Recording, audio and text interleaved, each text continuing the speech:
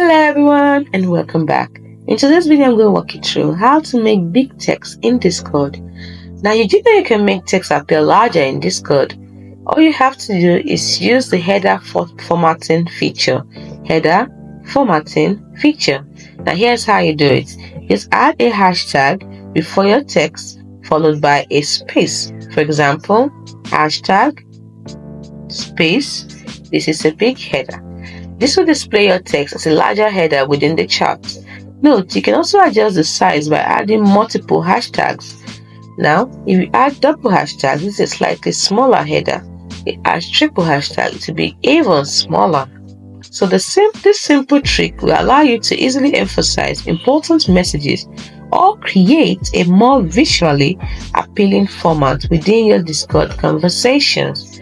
It's as simple as that. Hope you found this video helpful. Do not forget to like and subscribe to this channel for more.